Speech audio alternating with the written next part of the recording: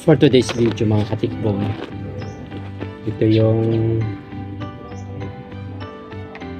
lalagyan ko lang ng konting horse manure mga katikbong.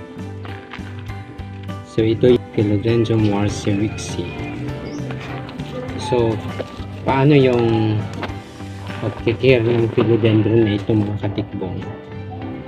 So dinidiligan lang po siya kapag kailangan yung kanyang medium. Kapag hindi na masyadong basa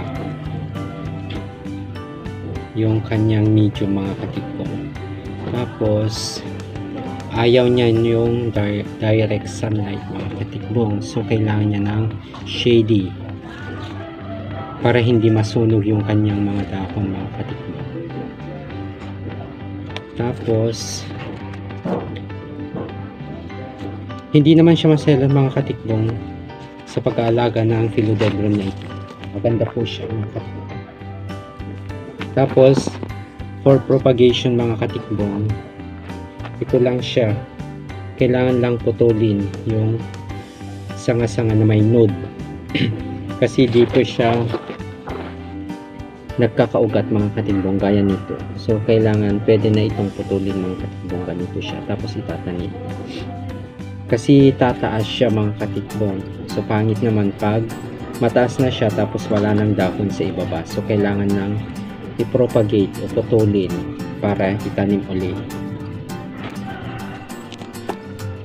So ganito lang siya mga katikbong, yung Philodendron Warscewiczi.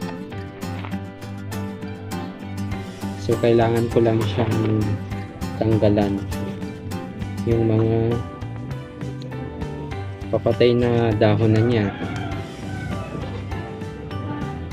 yung mga nagyayelo na dahon.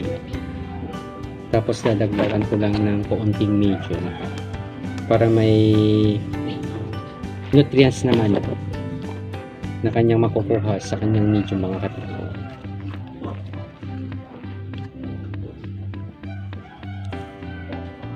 So ganun lang mga katikbong yung pag-aalaga ng philodendron na ito. Actually ito pinutol ko na noon. Ito mga katikbong, pinutol ko na siya noon. Ito. Tapos ito na yung itinanim ko. So may isa na siyang baby plant. Pangalawa ito.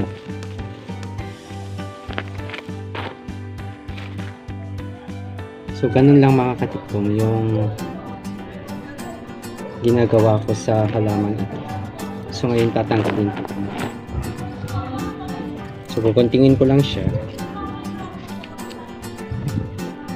Ito.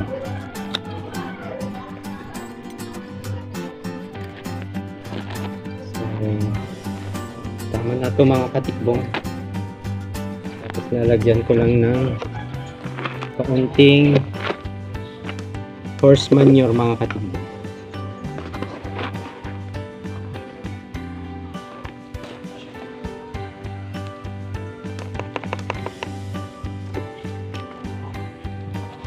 Pagbasa pa yung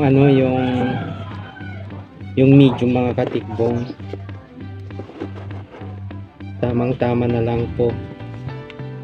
Huwag nyo nang diligan uli kasi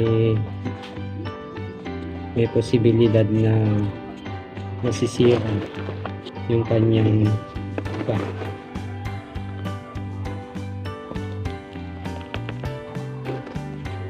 Puro-purato.